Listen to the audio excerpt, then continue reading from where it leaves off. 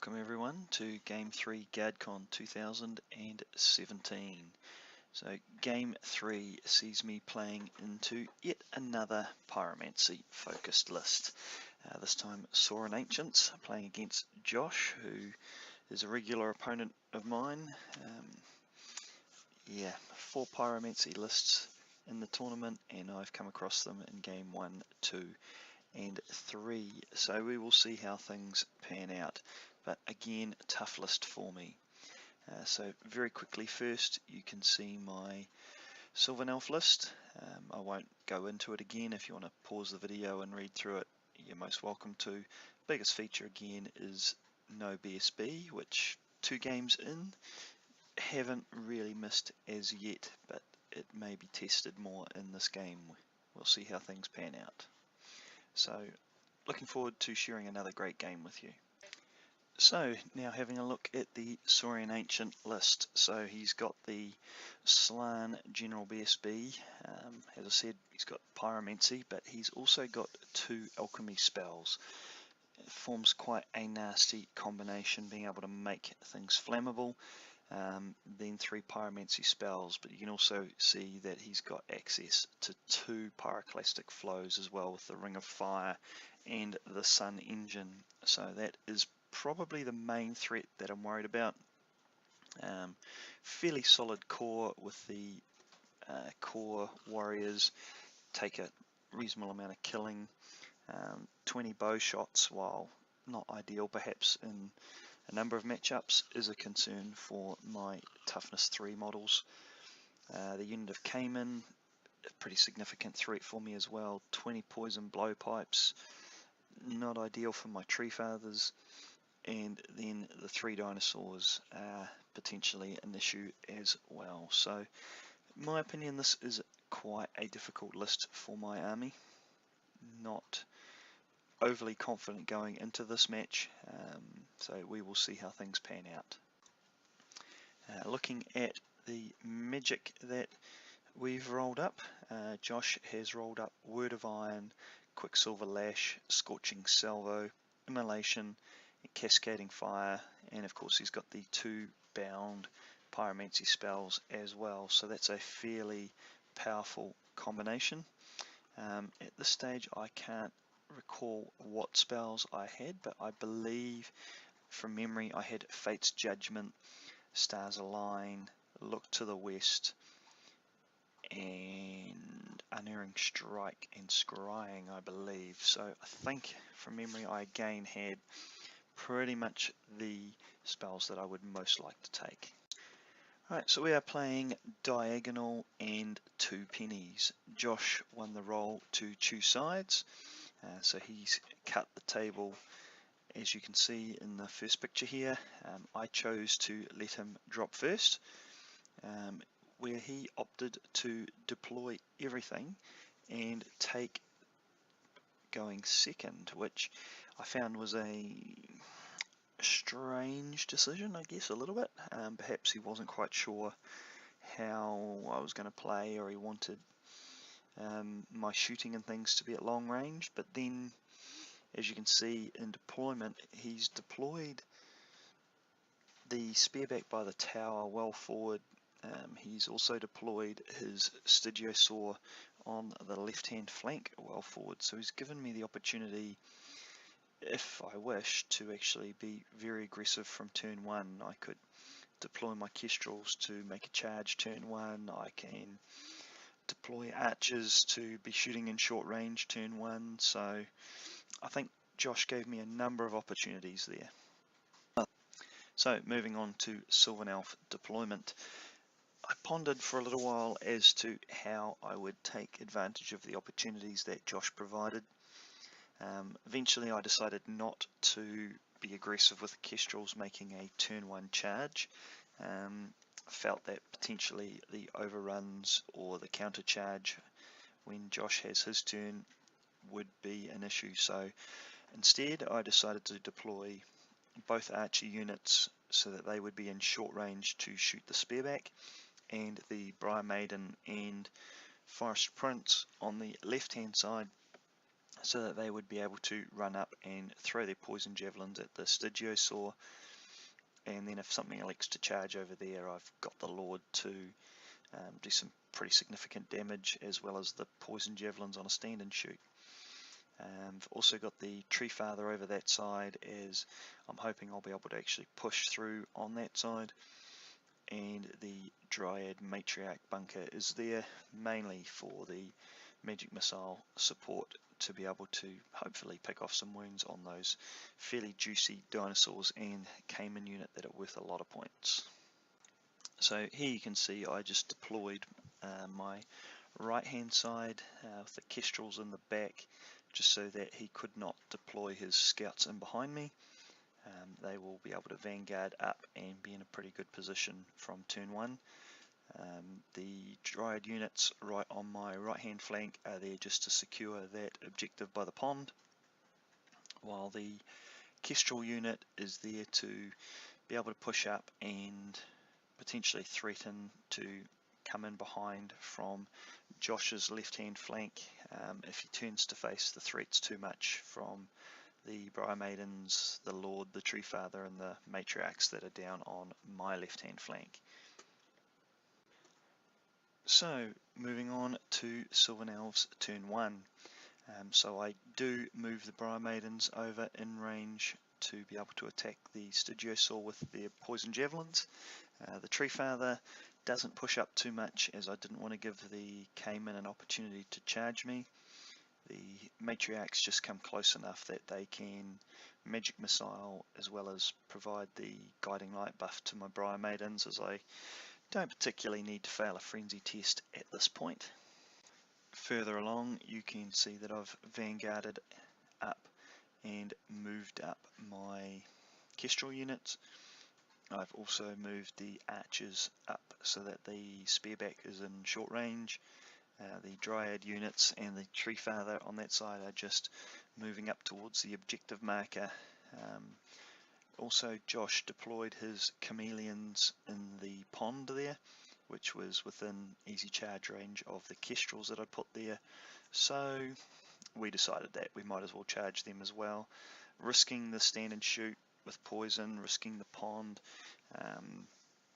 It just gave me an opportunity to hopefully remove something that could be a significant threat. And all going well, the Kestrels would then be able to reform and be facing the Saurian Ancient Army, threatening to cause all sorts of problems on that flank if he doesn't deal with them. So fortunately the Kestrels made their charge.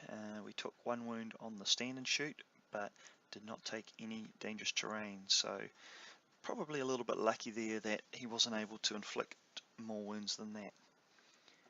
Moving along to Magic, I roll up a 6-5 Magic phase. Again, Magic really not being kind to me this tournament. So we decide we will go with a big Unerring Strike on the Stygiosaur, and from memory I think I miscast, but I do remember that I rolled excessively high and Josh was not able to stop it. Then we rolled significantly high for a number of wounds, and the Unerring Strike killed the Stygiosaur outright, so a nice bit of luck early on for me. So in the shooting phase, thanks to the Unerring Strike, my Briar Maidens don't really have anything that they can shoot at, but the archers do unload on the spearback, and as expected the spearback is destroyed. While moving on to combat, the Kestrels make short work of the chameleons. We don't kill all of them, but given how close they are to the table edge, we elect to restrain, and the chameleons thankfully do run off the board. The Kestrels just elect to reform facing the Saurian Ancient Army. Basically I just didn't want to take any DTs on the overrun. At this point, not worried about charging or marching next turn, so I'll have the opportunity just to do a normal move out of the water quite safely, so seemed the best option at that point. Saurian Ancients turn 1. So the Saurian Ancients decide to push forward, but relatively cautiously. The Saurus warriors move up closer to the Briar Maidens, and I can see there that maybe they were just in range. It looks like they took a couple of wounds, so must have been from Briar Maidens' javelins, I'm guessing. Rest of his army kind of stays back and is a little bit hidden. I expected him to push a lot further forward. He's got a lot of firepower in his magic, his bows, and he's got some nasty combat threats there, so I had expected him to, like I say, push forward and put the pressure on me. I'm quite happy if he wants to sit back at this stage and just let me chip away now that I've got the early lead. So going along to magic, and the trend continues as Josh rolls up a 10 dice to 6 magic phase. These big pyro magic phases are starting to get beyond a joke. It's so painful. So what did help though was that he hadn't moved his Slann far enough forward to actually be in range for the attribute. So while he still could throw some spells at me, he wasn't going to be able to hurt me as much as I expected. So given that, he elects to firstly cast Word of Iron onto his Saurus warriors. I should have probably looked a little bit more deeply into what else he could cast and what my plans were next turn, because that letting that spell go through was probably not the best idea if I wanted to be able to kill that unit with my Briar Maidens. But anyway, we let that go through. He then cast Immolation by the building and putting the attribute on my Tree Father. Wasn't particularly worried about that spell either, so let that one go through, which didn't cause any other wounds. And at that point I had plenty of dice to stop everything else that he wanted to cast, so managed to protect my archers from his multiple pyroclastic flows. So moving on to Sylvan Elves turn 2. No charges this turn. I mostly just maneuver slightly to get my positioning for turn 3 charges, as well as to get some archers into better shooting positions. Almost at a point here where I'm quite happy just to box them in, pick things off with my shooting and magic, and almost wait for him to come and get me. I've got about 1,000 point head start. I've got the objective tied up, so we're looking at a pretty reasonable win at this point. So didn't feel I had to push too hard. So we'll see. I'm a little bit concerned on what he is able to do with his Cayman unit in particular. So just wouldn't mind thinning those out a little bit before we engage in combat. In magic, we roll up a 6-3 magic phase, which is fairly reasonable.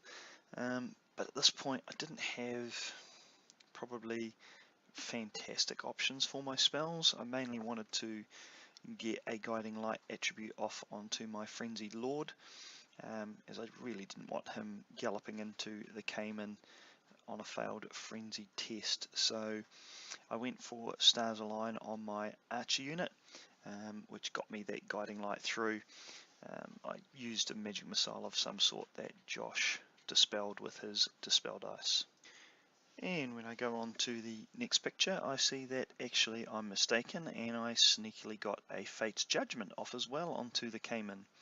And that also gave me Guiding Light on my archers. I had left it as a reasonably long charge, but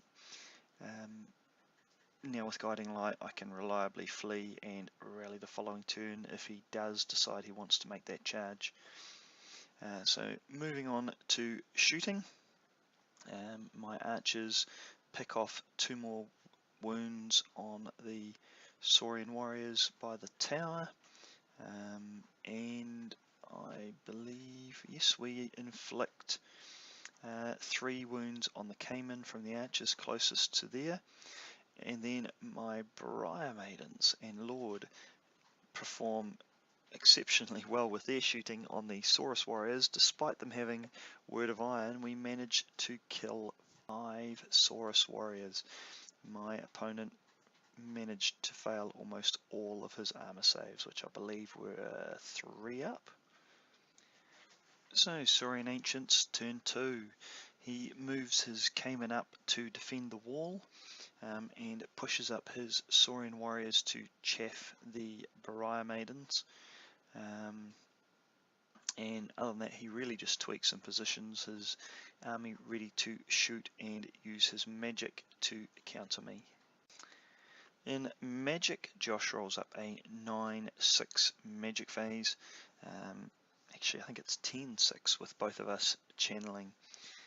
So another nice Pyromancy phase coming. A little bit strange though, he really focused his Pyro on my Tree Father. He did manage to inflict 3 wounds all up, but I do wonder whether he could have really killed a lot of archers if he'd focused on them. And he also managed to pick off 1 Beriah Maiden.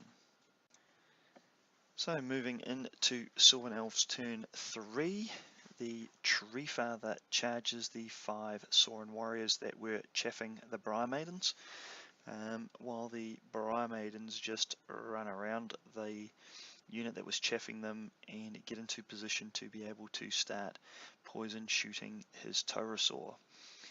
Further along, both the Kestrels and the Tree Father charge into the Saurian warriors by the building. Wasn't that keen to run through the immolation, but this was a good opportunity that if I could smash through them, I'd be able to overrun into his Slan bunker. The archers and the matriarch bunker just positioned to continue harassing the Cayman unit, while the Kestrels hold back a little bit, ready to charge the Cayman should they divert their attention in any other direction. In Magic, we finally get the kind of Magic phase we've been waiting for. 10 dice to 6 for the Sylvan Elves.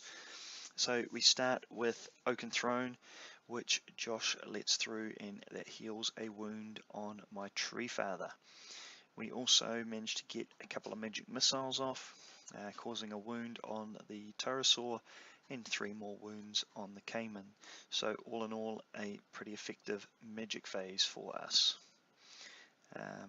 Actually, that also included our shooting, so perhaps not quite as effective as we would have liked. In combat, the Tree Father goes to town on the 5 Saurian Ancient warriors, killing the whole lot of them, and even better, he manages to overrun far enough that he is out of the line of sight of the Cayman, so pretty happy with that result there. Further up, the Kestrels and the Tree Father combo charge on the 10-man Saurian warrior unit was brutal. We totally destroyed them and overran. Unfortunately, the Tree Father gets into the flank, but the Kestrels, needing just a 4-inch overrun, I believe it was, with Swift Stride, fail and don't overrun into the Slan unit. That would have been ideal, but hopefully the Tree Father will go to town on that unit and set me up for a strong finish to this game. So moving on to Saurian Ancients turn 3.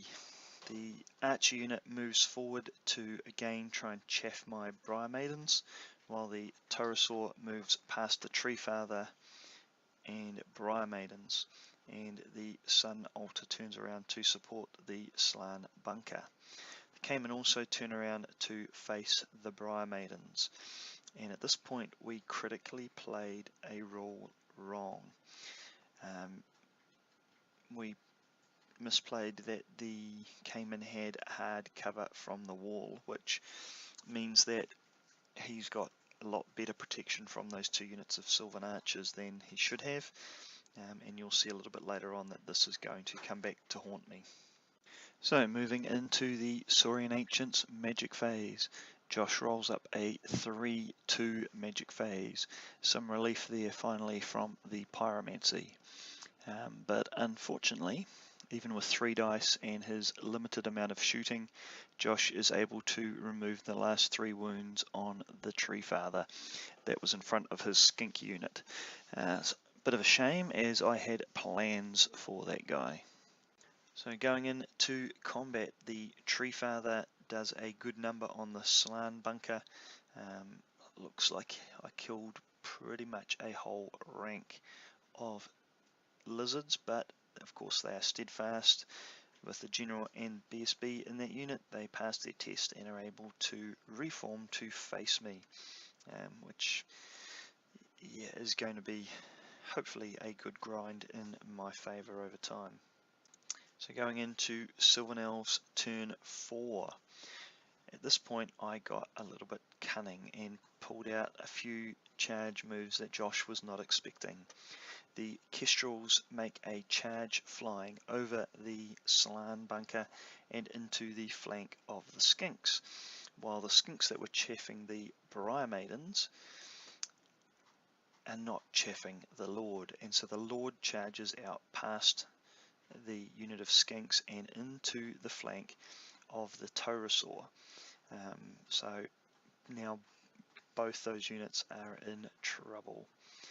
The Briar Maidens are able to move back and shoot at... Actually, it wasn't the Taurosaur that I charged into, it is the Sun Altar.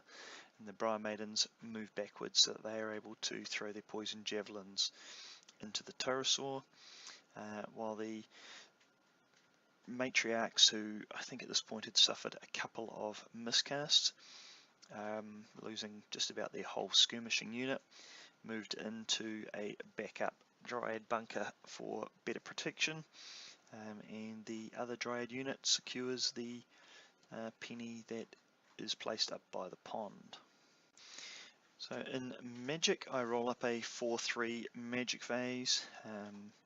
Should have perhaps not celebrated the luck of the dice in the last round quite so hard. We are unable to achieve much at all with our magic and shooting this phase.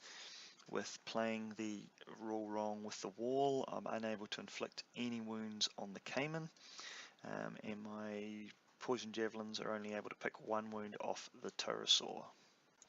And in combat, things go pretty much the Sylvan Elves way. The Kestrels managed to kill close to half of the Skink unit. Unfortunately, they are steadfast and in General and BSB range, so they pass their test and reform to face the Kestrels, who will hopefully come close to finishing that unit off next turn. The Tree Father continues to do quite well against the Slan bunker. Looks like he killed another 5 Saurian warriors. Did take a couple of wounds though in return, but the Slan bunker holds again on its steadfast roll. The Forest Prince, tempted to start naming him Lord Casimir, but I might find that Shyhammer starts poking fun if I name my characters like he does. He goes to town, slaughters the Sun Engine, doesn't do much of an overrun though. And at the end of Sylvan Elf turn 4, things are looking fairly positive.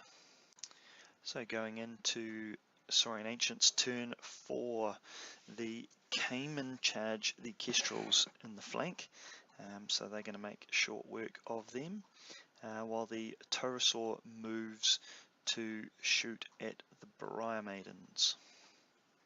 Otherwise, everything else is in combat. So moving into Magic, and I definitely shouldn't have celebrated and got too excited with that earlier good Magic phase, as Josh rolls up another 10-6 Magic phase. At this point I realised I don't know the Saurian Ancient army as well as I thought I did, and that his Slan can continue to cast using his telepathic link. Even though he is in combat, I'm still going to be getting roasted by Pyromancy. So in the Pyromancy phase, he manages to inflict 3 wounds on the Kestrel unit that is down behind his Cayman. That is a bit of an issue, as potentially they could have been looking at doing a charge. He also manages to kill off a few more dryads. In combat, the skinks and the caiman kill the remaining kestrels, and the slan bunker, much to my disappointment, kills off the tree father. I really had hoped that I would grind his unit down there. So going into Silvernel's turn 5, so that left me in quite an awkward position. Didn't expect the tree father to go down quite so quickly against the slan bunker. My lord is now out in the open, and I've got that nasty caiman unit and pterosaur facing my briar maidens. So at this point, the mobility of Sylvan Elves comes to the fore. My briar maidens and lord are both able to move 18 inches in any direction. So essentially I've got a 36-inch move that I'm able to use to get my lord back into my briar maiden unit. So we run back together in front of the pterosaur. The archers and the matriarchs move so that they're able to harass the caiman who are no longer defending the wall, and the remaining kestrel unit flies over to land in behind the caiman and the skinks. Gotta love the Sylvan Elf mobility. So in Magic we roll up a 6/3 Magic phase with double threes. That's fairly handy. Through combination of Magic and shooting, we're able to put one more wound on the pterosaur and kill off 2 caiman. So reasonably effective Magic phase and shooting phase. Do need though to get those caiman down. They're still a significant issue for me. So, Saurian Ancients, turn 5. He charges his big nasty dinosaur into my Briar Maidens, who on the stand and shoot take him down to 1 last wound. He also moves the Cayman unit back to defend the wall, and it just turns his Slan Bunker and his Skinks to face the Kestrels, who don't really have much intention of still being in that spot next turn. In Magic, he rolls up a 3/2 Magic phase. Despite it being only a 3/2 Magic phase, he is still able to kill 2 archers in each unit, a few dryads also from each unit, and another kestrel. So a pretty effective scorching salvo, I believe it was. And in combat, he only manages to kill 2 Briar Maidens on his charge through impact hits. Pretty happy with that, and in return my lord goes to town and kills the pterosaur. So pretty happy with how turn 5 worked out for me. So moving on to Sylvan Elves turn 6, the last remaining kestrel charges into the skink unit right in front of him. The Briar Maidens and the Lord are able to make a long flank charge into the Slan Bunker, while here's probably another costly mistake. My Archer unit moved in to chaff his Cayman that are defending the wall, mainly as I didn't want him able to charge out and take out that bigger Archer unit. What I should have thought about was chaffing him so that he was not able to get the objective, or moving my own unit in to get the objective. So moving on to Magic and shooting, we roll up a 6/5 Magic phase, not an ideal one. Through a combination of Magic and shooting, we're able to kill just 1 more Cayman, still leaving 2 of them there unfortunately. So in combat, both the Lone Kestrel and the Briar Maiden unit are able to win combat. The Kestrels and the Maidens also both pursue and destroy those units. So going into Saurian Ancients turn 6, there's not much left on the table. So turn 6, he just reforms his Cayman and moves the 6 inches to the south, just managing to get within the 6 inches of the secondary marker that is there. So in the end, we have a tied objective. Sylvan Elves killed 4,205 points. In return, we lost just 1,352, so a pretty significant victory there, but unfortunately not able to secure the objective. Leads to a 16-4 result to the Sylvan Elves. A little bit disappointed in the end that I didn't get more points out of this game. You'll see a little bit later on in the tournament that the last turn of this game and the last turn of round 2 pretty much cost me at the end of the tournament in terms of final placings. Was an enjoyable game though, pretty happy to play against 3 good Pyromancy lists and come out with a 15, a 7 and a 16 in terms of victory points. So that leaves me sitting in about 4th place, I believe, on the table at this point of the tournament, end of day 1. Game 1 for Sunday's matches is against the Empire, against an opponent that I have never beaten, but he usually plays Orcs and Goblins, so in some ways I was quite happy to see a Empire army instead, as Orcs and Goblins is a pretty tough matchup for me with, again, Pyro and shooting. But this Empire list has Alchemy, which is still able to cause me some problems, and it has a serious amount of shooting with volley guns, mortars, long rifles. So promises to be another interesting match. So hope you enjoyed this game, Game 3 of Guardcon, and I look forward to bringing you more videos in the near future. Thanks for watching.